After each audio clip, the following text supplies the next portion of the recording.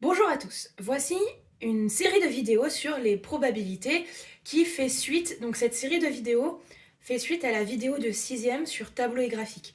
C'est un chapitre qui s'appelle tableau et graphique, mais en réalité vous faites déjà des probabilités et des statistiques dans ce chapitre-là. Alors, on va faire des petits rappels justement de 6e sur tableau et graphique pour qu'on parle tous après de la même chose.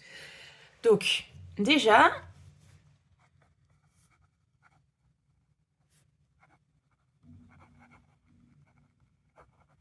on va parler du tableau des effectifs. Le tableau des effectifs, c'est un tableau dans lequel on va mettre le nombre de personnes qui correspondent à un critère donné. Ce nombre de personnes, au lieu de l'appeler nombre 2, on l'appelle l'effectif. Et donc, supposons que je fasse un tableau. J'aime les maths, j'appelle ça M. Je n'aime pas les maths, on va mettre une barre. Vous verrez plus tard pourquoi. Je vais faire je suis une fille et je ne suis pas une fille. Donc je suis un garçon ou autre. Là, je vais mettre le total des deux côtés.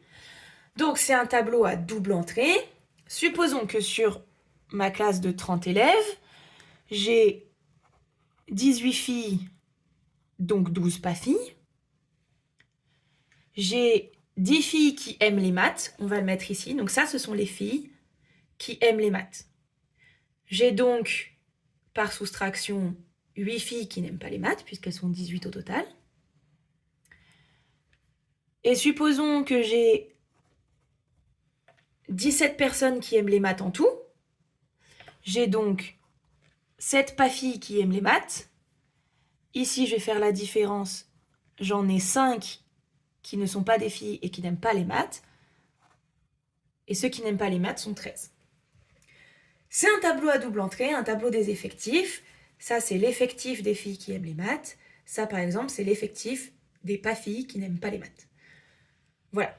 Donc, M, on appelle ça un événement. L'événement, aimer les maths.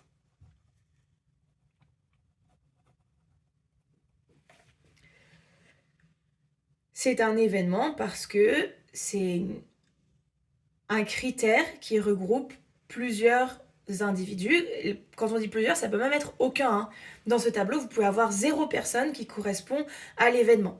C'est plus, on a un critère clair qui nous permet ensuite d'identifier où on se trouve dans le tableau.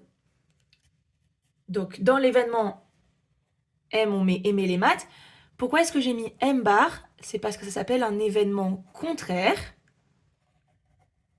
C'est l'événement contraire de M. Donc là, on a du premier vocabulaire de probabilité. Là, un événement contraire, c'est tout simplement l'inverse de l'événement. Donc, si l'événement, c'est aimer les maths, ça va être ne pas aimer les maths. Attention, l'événement contraire de aimer les maths, ça ne pourrait pas être aimer le français, par exemple. Un événement contraire, c'est vraiment l'exact opposé.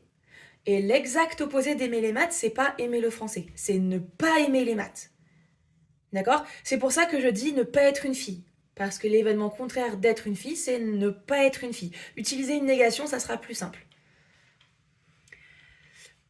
Ok, donc là, on a le vocabulaire de base et avec ça, on va faire vos premières probabilités. Vous avez vu normalement, ou peut-être pas en 6e, ce que c'était une fréquence. Donc moi, je l'avais expliqué dans la vidéo, je vais le réexpliquer ici. La fréquence, par exemple, la fréquence des élèves qui aiment les maths,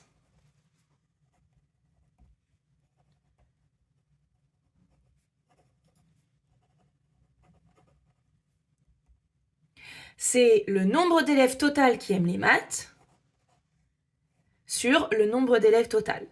Ce sera toujours sur le nombre d'élèves total. Donc, je vais prendre un autre stylo parce que celui-là, on ne voit plus rien. Donc, ça, c'est l'effectif total. C'est le total total.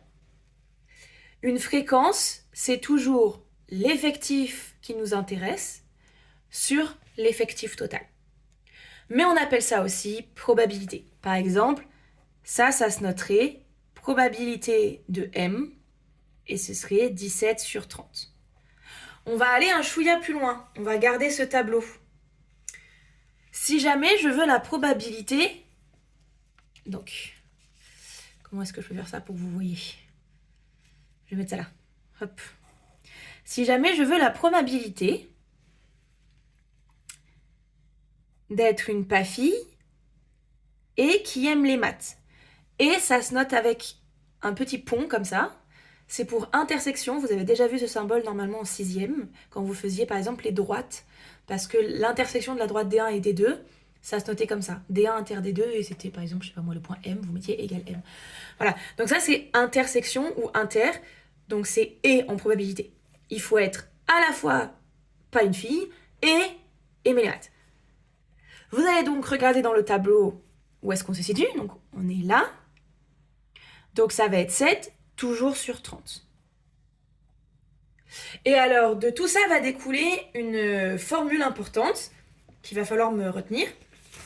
Hop, on va retourner. Donc cette formule, c'est que la probabilité d'un événement A ou B, je vais vous expliquer après ce que ça veut dire.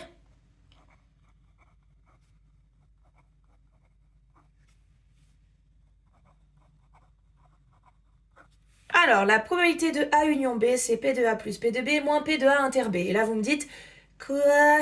C'est normal. A ou B, ça veut dire soit je suis dans A, soit je suis dans B. Les deux, c'est OK. Je vais revenir à mon tableau. Oui. Qu'il est beau le tableau. La probabilité d'être une fille ou d'aimer les maths. Ça, c'est la probabilité d'être une fille et d'aimer les maths. La probabilité d'être une fille, elle est là. Donc en fait, ça prend toute cette colonne. Enfin, ça prend tout ça en fait. Voilà. 18, ça correspond à ça. Ça, c'est la probabilité d'être une fille. Je vais effacer. Ça, c'est la même chose que ça. Ok. La probabilité d'aimer les maths, elle est là, ce qui correspond à tout ça. La probabilité d'être une fille ou d'aimer les maths, il faut faire 8 plus 10 plus 7. Il faut prendre les 3 cases, moi j'en ai 3 ici, hein, les 3 cases qui correspondent à fille ou maths. Si je regarde, donc si je prends la probabilité de faire d'aimer les maths, je prends toute cette colonne. La probabilité d'être une fille, toute cette colonne. Sauf que cette case, je l'ai comptée 2 fois. Elle est dans cette ligne, elle est dans cette colonne. Si je prends cette colonne complète, je dois prendre ce qui reste de la ligne. Donc enlever celui-là, parce qu'il a été compté 2 fois. Donc c'est la probabilité d'être une fille, 18, plus la probabilité d'aimer les maths, 17, moins la probabilité des deux, 10. Donc soit vous me faites 10 plus 8 plus 7, ce qui fera 25, soit vous me faites 18 plus 17, ce qui fait 35, moins 10, 25. Comme parfois on ne vous montrera pas le tableau, on vous fait apprendre par cœur la formule. C'est la probabilité de l'un, donc je vais noter d'aimer les maths ou d'être une fille. Donc la probabilité d'aimer les maths, on a dit que c'était, je regarde sur mon tableau, 17. D'être une fille, c'était 18. Et la probabilité des deux, c'est 10. Évidemment, vous devez tout mettre à chaque fois sur 30. Donc, oui. Je vais vous mettre la fraction. Tout ça, c'est sur 30. Voilà. Donc, c'est comme ça que vous allez noter la probabilité d'un événement ou d'un autre. Donc, soit j'aime les maths, soit je suis une fille. Faites bien la différence entre ou et et. Être une fille et aimer les maths, c'est pas la même chose qu'être une fille ou aimer les maths. Ok. Donc ça, c'est une loi des probabilités importante qu'il faut retenir. je vais vous donner les autres informations sur les probabilités. Alors, vous vous doutez bien que dans le tableau, il ne peut y avoir aucun nombre qui dépasse 30. La conséquence de ça, c'est que la probabilité de n'importe quel événement sera toujours entre 0 et 1, inclus. Parce que vous pouvez très bien... Par exemple, là, la probabilité, je sais pas moi, d'être un chien, dans mon tableau, c'est 0, parce qu'il n'y a pas de chien dans ma classe. Donc, voilà. Ça peut être 0 si vous citez un événement qui est impossible. Et tout, par exemple, la possibilité d'être un élève de ma classe, c'est 30. Parce que c'est ma classe. Donc, j'ai que des élèves de ma classe dans ma classe. Donc, la probabilité d'être un élève de ma classe dans ma classe, c'est 30 sur 30. Donc, 1. Les probabilités sont toujours comprises entre 0 et 1. Et vous allez voir pourquoi c'est important, parce que dans la vidéo suivante, je vais vous apprendre à faire des arbres de probabilité.